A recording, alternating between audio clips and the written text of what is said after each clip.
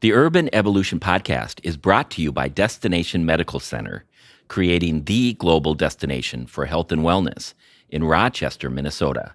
More at dmc.mn. All of a sudden, it was getting pretty slow around here.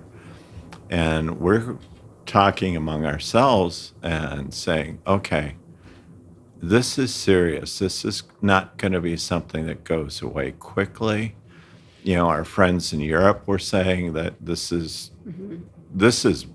major. And none of us had ever lived through anything like this before. And we had just taken delivery of all of our spring shipments. We had rain gear from Helly Hansen and new Dale of Norway sweaters. And all of a sudden, we had a store full of beautiful new merchandise and no customers. No customers. Welcome to Urban Evolution, a podcast about harnessing creativity and innovation to transform communities. I'm your host, Bill Von Bank. A Scandinavian retailer in Rochester, Minnesota is proof that you can be successful during a pandemic. The Nordic Shop has seen a nearly 300% growth in its online sales in 2020, thanks to a robust digital strategy, a keen understanding of its customer base, and a forewarning of the impact of COVID by its European vendors. Today I'm joined by Louise and Walter Hanson, who own and operate the Nordic Shop and are celebrating 47 years in business and in marriage. Louise and Walter Hanson, welcome to the Urban Evolution Podcast. Thank you very much. We are very happy to be here. Yeah, it's kind of an honor to be here. Louise, let's start with you. Can you take us back to 1974 and the beginning of the Nordic Shop in Rochester, Minnesota? Tell us why the Nordic Shop in terms of product, and tell us why Rochester, Minnesota. I am from the area. I'm from Blooming Prairie, which is a tiny town just west of here. And I grew up with a very Scandinavian Norwegian family who cooked the food and celebrated the holidays in a specific Scandinavian way. I decided to take a little pivot even back then and go to Lindenwood University in St. Charles, Missouri for my further education. I majored in communication and art. I wanted to meet other people, live in a new place, and grow in a different way. My junior year, I went to Copenhagen, which was wonderful. Was that life-changing? It was life-changing. I studied Danish design and heritage, and I had a renewed interest in Scandinavia and after that. I think that's partly why we decided to come back to our Scandinavian roots when I met Walter and start a shop. And Rochester, Minnesota was the place that we decided to come back to. Walter, when did you and Louise meet? We met on a blind date. It's been how many years? Well, since 1972 till now. We got married in 1974 when we launched the store. What was interesting about selecting Rochester, back to your question, was that Louise had a familiarity with the area, but we were really looking to try to find where one would be able to set up a store that would feature the best of Scandinavian design, because that's kind of what we were interested in. We weren't interested in selling products that said, kiss the cook, she's Norwegian, or, selling oofta joke books or things like that, which at plenty the time, of places have those. Yeah, Yes. yeah. And back in those days, there was a Scandinavian shop in every strip mall in the upper Midwest. And every small town as well. Every small town as and well. especially in Minnesota, given Right. the heritage. Yes. Yeah. So, one had to be different. And we decided early that if we were going to try a store concept, it was going to be something totally different that focused on the best of Scandinavian design and the best of Scandinavian craftsmanship. So those were the lines that we went after. And back in those days, we were in our early 20s. people kind of looked at us a little strange. It's like two little kids starting a store. Okay. Well, you've survived 47 years. We If have. I do my math correctly, 1974, and Right. right now we're in 2021. Amazing. February 21st was our first day of operation. It was. Tell us a bit about your customer base, and I'm just wondering, has it evolved? Has it changed? Is it still changing? It's been an ever-evolving mix. We've identified that there are three separate components to what we call our Mayo and our Rochester base. There's the local customer who's within a short drive of Rochester, all the bedroom communities.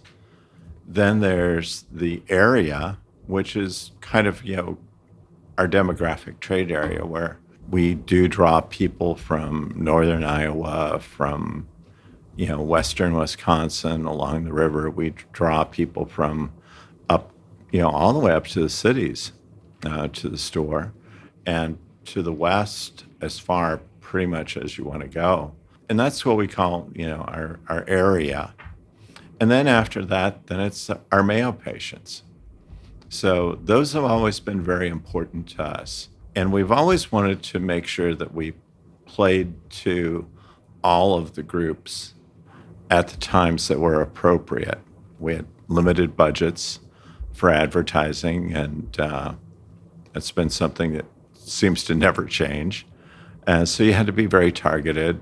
We identified early, thankfully, that the Mayo Clinic component, those people way back in 1974 were here for a week at a time, usually 2 weekends and the full week in between. And then you wouldn't see them for a year, or some in 6 months, whatever, but mostly a year.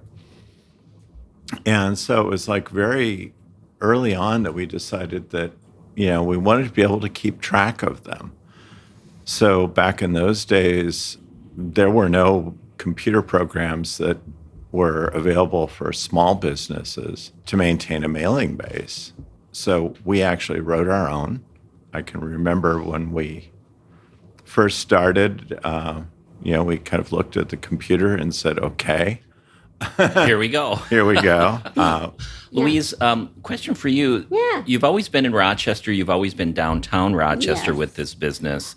We have had a few satellites over the years, which Right. were great learning opportunities, but obviously we're not long-term investments. So we have come back to Rochester every Well, time. we never left downtown. Right. We did have two satellites, as Louise said. Our first one was Apache Mall, and we had a little store in the middle of Apache Mall. A In little Rochester. kiosk. Just a Yeah. kiosk. Because everybody kept saying, all of our advisors and that kept saying, well, you got to be out at Apache Mall. You got to, that's where all the people are. And, it was like, okay, well, we'll try it. Well, it's a great place. And we were busier than heck on the weekends. And then after that, you could have a bowling alley during the week there. And it was just not for us. So at the end of the lease, we just said thank you and no, and we're back downtown. Then, after a while, we had been around 82, I believe. We opened a store in the Hyatt up in the cities. In the Brand new. Minneapolis, St. Paul area. Right. Yeah. Right on Nicollet Mall, right on the Greenway, Yep. because Yeah, again, it was the biggest convention hotel in the city at the time. Right. And our, again, advisors, people in the business said, oh, you've got to be in Minneapolis because you're selling all of these exclusive brands. And that's where the people are. So, again, we tried it. yeah, and we had kind of done our homework. We'd looked at our database. We had all the data. We knew we had lots of customers, and we actually had a lot of customers right on the Greenway. So it was like, okay, well, this is kind of a natural. And so we tried that only to end up with that customer who we had in the cities was very busy, usually dual professionals, and they didn't have time to shop. They might walk by the front of our store and wave. And if we were there, one of us was there, we would recognize them, but they wouldn't stop They in. wouldn't buy. No. However, they'd pick up a phone and they'd place a phone order downtown here in Rochester, and they'd ship it up to the cities to them. And I remember answering a lot of those calls and saying, well, it's right there in the store. I know you walk by it every day, twice a day. It's like, well, it's a lot easier. Just send it to me. Send it to my office. Send it to my condo, whatever. It was like, okay, we have proved to ourselves we do not need to be in multiple places. We just need to be able to get to the people in those multiple places. So we started growing mail order probably for our third time at that point when we closed that store. Which was the best way to connect with our customer, who was beginning to become from all over the world. And building loyalty. Yes, yes. One of the happy surprises of being in downtown Rochester is the connections we have to our medical tourists. And they come in often whenever they're in town. And it's fun to see them, fun to help them find what they would like and help them and catch up with them personally. And given your location, you have a great Skyway connection to them. And that must be important. It's very important. It's very important. In these days, it is. Yeah, our landlord, the late Gus Schifolius, was very smart in designing the building, which was going to be connected to the major hotels and all of the Mayo Clinic buildings and some of the other outlying areas within Rochester downtown. And that has been a great benefit to both us as retailers, the restaurants, and also all of our Mayo Clinic workers and visitors. The history is very interesting, and thank you for that. And I envision we'll talk a little bit more about your history and maybe a few stories along the way. I do want to get to the here and now a bit because we've had a pretty challenging 12 months with the COVID-19 pandemic. And in a recent news article I read, you shared that your European vendors gave you a forewarning of the impact that COVID would eventually have on U.S. retail. Tell us how, armed with that information, you prepared to weather the challenges that the pandemic inflicted. We were fortunate, as you said, all of our vendors are in Europe, and we have strong ties to them after all these years. People like Dale of Norway, they know us, and we talk a lot. And other smaller vendors, Oleana, some of our other small vendors, and even Helly Hansen, it's based in Oslo. Those people we talk to on a regular basis. They were getting very nervous about the fact that Central Europe was closing down. Italy closed down, I think, first. Then it was just a domino effect as it moved north. And they were very, very, very visibly shaken that was occurring. And they were wondering what the United States was doing. And at that time, we were saying things like, oh, it's kind of like the flu. It'll be gone in no time. This is nothing to worry about. It was something to worry about. And we Very kind much. of looked at it. And in February, you started seeing a decreased number of people traveling to Mayo. And all of a sudden, it was getting pretty slow around here. And we're talking among ourselves and saying, okay, this is serious. This is not going to be something that goes away quickly. Our friends in Europe were saying that this is major. And none of us had ever lived through anything like this before. And we had just taken delivery of all of our spring shipments. We had rain gear from Helly Hansen and new Dale of Norway sweaters. And all of a sudden, we had a store full of beautiful new merchandise and no customers. No customers. So as you fast forward and we start to realize the impact of this, what did you do? We really actually, back in February, Yeah. the end of February, we were talking between us about what we should do. And we decided that, we had a fairly big budget for the year for our marketing to the male patients and things like that. If they're not going to be around, why spend that money? Let's repurpose that money and let's start putting some of that into expanding, again, our market and our footprint for our digital side of our business, which is the web these days. Right. Way back in early days, that was mail order. I think the efforts were almost twofold. First of all, we had to set up the store, the website. We have a very active website. The website is maybe almost 20 years old now. But It's about as old as the internet. Yeah, that is true. So we had to put all of this merchandise that had just come into the store on the website. And Walter and one of our employees were working very hard to get many of those products on. And the other side of the coin is, okay, now people are going to have to find this website. More people than just the ones that might know us or the ones that might Google enough times to find us. So digital advertising was important at that time. So we've tried a number of different things over the past year, but we started doing the digital advertising more. We started some regional push. We had some raincoats by our Norwegian vendor, Helly Hansen, and we thought, maybe people up in the north would like these because it was rainy in April, and so we used some of the digital placements for Bemidji, Brainerd, those kinds of places. Northern Minnesota. Yep. Northern Minnesota, the Dakotas. Yep. Northern Wisconsin. It was interesting. We got some really good response out of that. But probably what really helped us the most, not only did we expand our digital advertising to reach more people, but one of our vendors, Helly Hansen, had developed some face mask.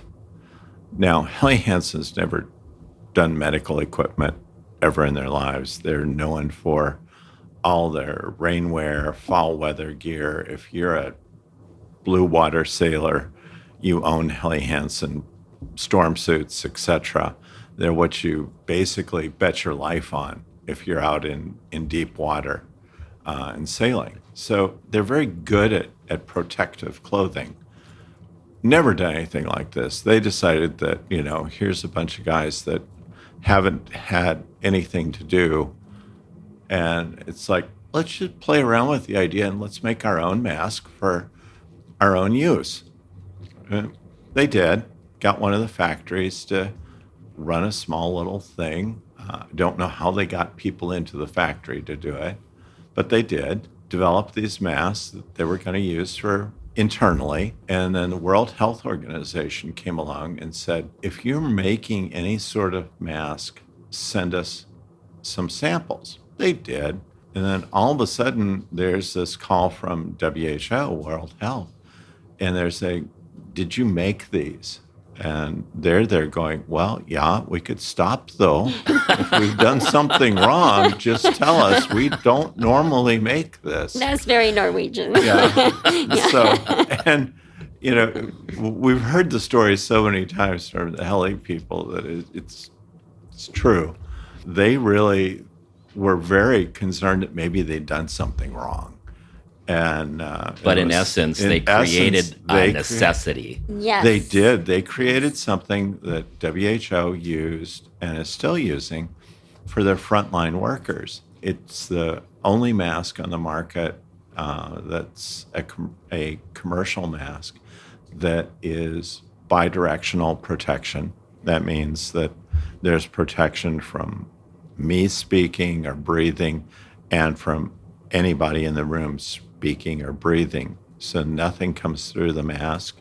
It has a wonderful filter in it that keeps everything out. It's antiviral and antibacterial, all these good things. And then the one kicker that makes it probably one of the most sought after masks is that it's extremely comfortable. They have a fabric that they call Leaf Aloft that they used for the inside. And it's one of their proprietary fabrics. And what it does is that it really moves any moisture or any buildup of moisture out away from your face right away, so that you don't have that kind of petri dish feeling Right. as you're breathing. And also, you aren't fogging your glasses up and things like that easily, because it provides for really good breathability. We were offered this from them early on. They said, look, you're the only people in the U.S. that we know that would probably think this was a neat idea. And we'll I think, give you an exclusive. Yes, and I think that was a real honor to us, because they knew that even though we were the small company, we had a niche of customers who may be interested in this and a need. First of all, living and working in a medical community, but also with our website and our customer base that may be interested in some this type of protection, and it's Norwegian. So they knew we could market it. And you received the masks when, and then let's talk about the success of the sales of these masks. Well, the success is continuing daily.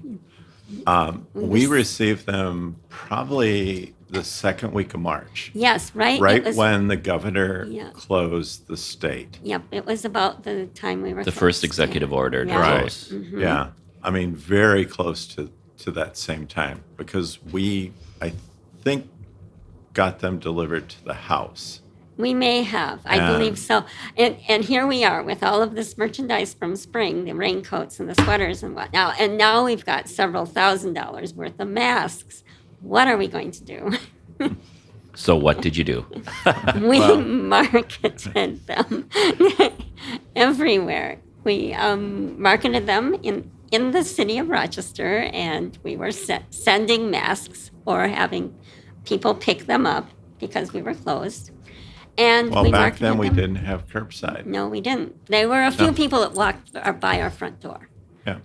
Yeah. But most, 99.99% of the first ones, because we were essentially closed. Yes. We would come in every other day and process 40 to 50 or more orders for mask.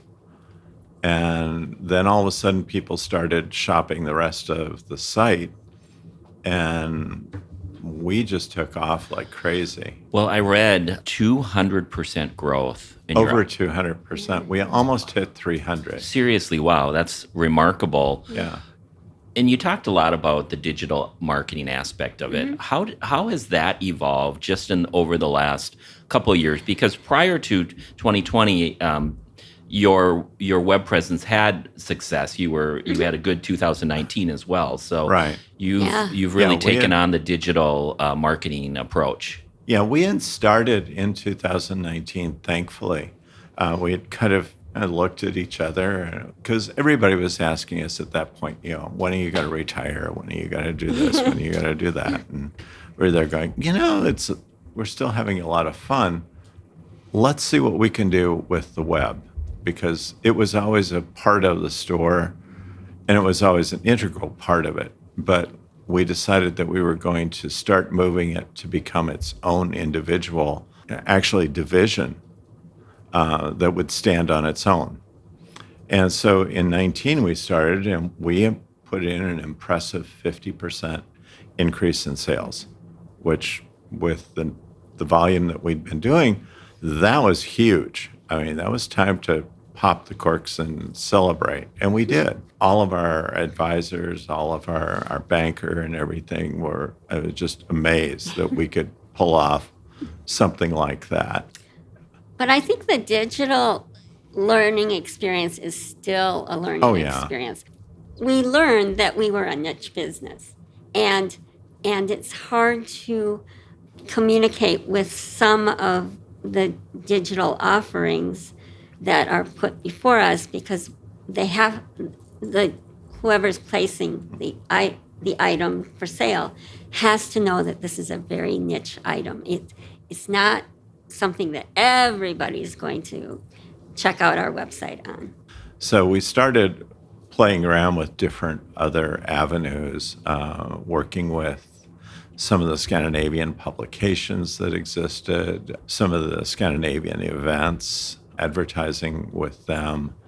And that gave us a much better return on our investment and started us down a path that we've been just branching out on, every day and expanding, which was really, that's been very helpful for us.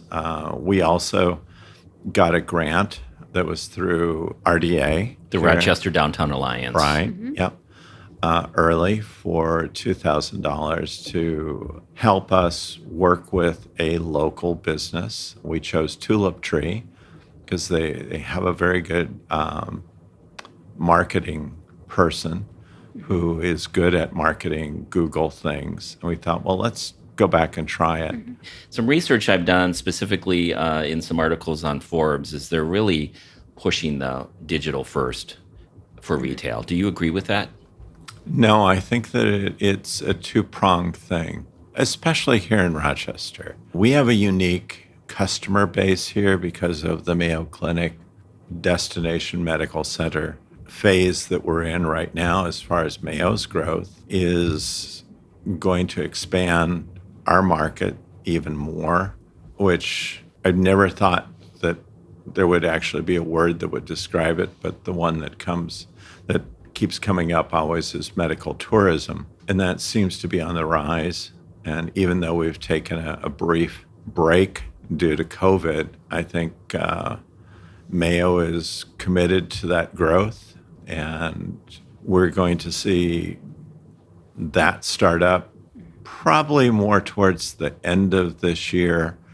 And definitely you'll be able to see some very positive things in 2022, the first quarter. And that being said, I think small niche retail, specialty retail is always going to be relevant if we who are in the business are doing it well and creating great service for our customers. Customers from all over the world and young and old respond to it very well. And the digital side is also the side that will enhance that experience. How are you continuing to capitalize on the trend of finding one's roots in terms of the merchandise you're carrying? Are there some products that now seem to be more in demand? And as a result, is your customer profile changing? Yeah. Yes. Very definitely. Yes. First of all, our merchandise has changed dramatically over the years. When we started back in 1974, we were 99% hard goods, meaning things like dinnerware, flatware, glassware, gift items, things such as that. We sold lots of design items, and we had very little soft goods, very little sweaters. We had started with one little spiral rack that held, I think, 15 sweaters. And that was our first thing with soft goods. As we've progressed over the years, now we're at probably 80% soft goods in the store and 20% hard goods. And I think that reflects what's happening as a trend here in the States and maybe in Europe as well. Our customers today are interested in experiences and things that will enhance those experiences. And that is where great coats for rain or bad weather, great sweaters for doing interviews or being on Zoom or just having a nice Saturday stroll are important and will enhance and help people's lives. That's a good reason why we have so many more soft goods, as Walter would say, instead of the hard goods. And specifically the Dale of Norway sweaters. Oh, yes. Your store is number one outside of Norway in the Yes. sale of Actually, these. number one. Number one, period. Yeah. Amazing. Mm-hmm. Tell us about these sweaters and the evolution of them becoming so popular for you. Just over time, we started noticing that people were very interested in, something that they could wear. And that was part of a little bit of their heritage. But slowly, we started to see that people were buying things like in our store, and I guess we'd always known it. They were buying it because of design. They weren't Scandinavian. I mean, we have male guests from all over the world. They're not all Norwegian. I think it's the design, the quality, and the authenticity that people are drawn to. Right. Dale has been able to show, with a lot of help from us, I might say. Yes. We were the ones that got them in the early years to move away from just doing the same sweaters over and over again. Bring some And they variety. were selling, but there was no change in the collection, really. We got them to focus a little bit on changing the collection. Then we realized that, the biggest comment that we had is that the sweaters were too heavy to wear. And, they were heavy hand knit sweaters, great sweaters, but they were heavy. And this thing called central heating seems to be something that's catching on in our country. So, you don't need that sweater that, the further you got away from the cook stove, the better it felt. So we encourage them to do lightweight sweaters. Yes. And more modern and contemporary designs, and even bring in some fashion colors once in a while. Well, when you're the global leader in sales, they'll listen to you, right? That's true. And we listen to our customers, and our employees listen to our customers. And I think that's very, very important. One of the things that we've been able to offer to Dale of Norway and to a few of our other vendors is the ability to measure a product in our store, because we have a unique clientele, which is from everywhere. And it's a nice, good snapshot that you don't get anywhere else in the world. That has been kind of important to them. And they've learned from being in our store several times, many times, what it's like to be there. And, all of a sudden there's a person from Spain, from France, from Saudi Arabia, from wherever. It is an international community. So that's been very good. And they've been, because we've had a lot of success with them, we drove them to do the first lightweight sweater and sold that out in no time at all. They produced it for us exclusively, thinking that, well, let the crazy Americans try it. That's not so gonna crazy. work. And within 45 days, we were yelling and screaming for more sweaters. And it was like, well, that's impossible. And it's like, no, we've sold out. That was our beginning with them, to prove that we knew what we were doing. Right. Understanding your customer. Yes, Yeah, that's and- true. And in 2018, we had some suggestions of designs. And they said, oh, okay, again, just show us what you're thinking and we'll kind of take a look. They actually took a serious look. I submitted a design, and just on paper, just a concept. And I said, I think this would sell for you. And this is a new look. It's a little longer sweater, and it's the type of thing that ladies want to wear right now with their leggings, and I think it'll go. And we didn't really hear back from them. And then in the spring, when the new book came out, I said, oh, that's our sweater. There's your design. They made it without even telling us. So we ordered it and hoping it would sell. It did, and it has become one of their top 5 sellers in the whole Congratulations. line.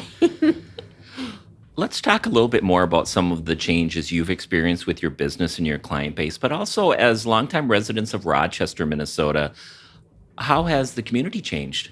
You've seen a lot. Yeah, we have. Yeah, the biggest change is that Rochester is getting younger. There are a lot more younger faces showing up, and they're young people that are working for Mayo or for affiliates of Mayo, and they bring a totally new vibe to Rochester, a very positive one. And it's really kind of interesting because as they started showing up, things like 23andMe and a bunch of the other, genetic, find your roots type things were starting to come out. And all of a sudden, these people are finding that, oh my God, I have some Scandinavian blood in me. And so it's like, they'll go back and they'll talk to mom and dad. And, mom and dad really didn't pay attention when grandma was around for them, who really was the Scandinavian in the family. And then it's kind of trailed off. And then all of a sudden, there's this rebirth of, well, where did I come from? This is really exciting. And especially, the ones that we talk to are very excited about finding their Scandinavian roots because, Scandinavia was and still is the forefront of a lot of things that young kids really, really identify with. In Scandinavia, it's always been fewer but nicer things. It's not a throwaway society at all. So you have a real respect for materials and for quality of things that are going to last you. And that's important to a younger customer, that whole idea of Sustainability. quality and sustainability. Yes, it's very important. Dale of Norway is proof of that. Here's a 141-year-old company that has always produced woolen products. They not only produce the sweaters that we sell, but they also have developed the sheep throughout the years to get the quality of yarn that they want. They've always been working with different types of ways to dye the yarn. Everything's done with natural dyes so that there's no caustic materials in them, which is really important. A Norwegian sweater is totally biodegradable. Very few people will end up actually doing that because they don't wear out, which is another good thing. For the younger shopper, Yeah. there is that sense of wanting retailers to have the sustainable products as well as the social responsibility behind what they're selling. Right. That is true. And that's been something that I think has been always key with us, is that our lifestyle is a Scandinavian lifestyle. We promote that way of living and have always done that. So they find it's very genuine when they come into the store.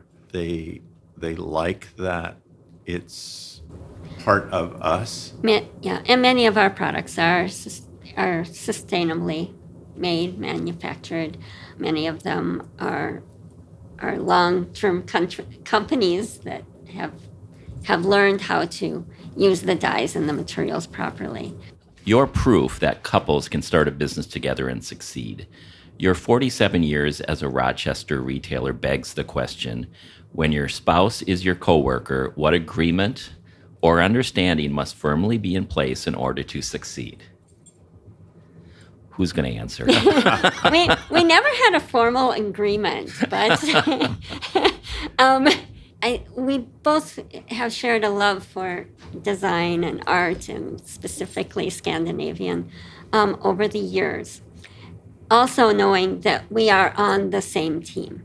If we don't agree with how something is being done, or or someone is buying. At the end of the day, we know that person is doing it for the benefit of the business and of the team. And we just roll with that. And sometimes we're right, sometimes we're not. We actually fit together extremely well. Louise is our detail person. I'm always our vision person. I'm the one that's out trying to figure out where we're going to be in 10 years, 20 years, what we need to do to continue our growth. And Louise is the one who's always trying to make sure that we're dotting our I's, crossing our T's, making sure we're kind of following through correctly and not missing things. Yeah. And that's always been our strength, is that where one person is not as strong, the other person is. So you get a very tight organization Right. that's very focused. Our focus has always been to provide the best quality Scandinavian design that we can. And we found out early that quality always pays. And we're kind of a tribute to our store, or the store is a tribute to us. We've always tried to compartmentalize what is the shop and what is Louise and Walter. One final question, and I want you both to answer about each other. So, Louise, what inspires you about Walter? And Walter, what inspires you about Louise? Louise, why don't you start? Walter works very hard at learning new things all the time. He has always pushed us to have our computers and be digital and go forward and try new things, whether it's new merchandise, new equipment in the store, new programs on the computer. That's very inspiring. And I also love that he loves Scandinavian design and the functionality and the quality of it and the heritage of it. Walter, what inspires you about Louise? Louise is a never-ending source of creativity. She is the one, she's the artist out of the two of us. I might be the architect, but Louise is an artist.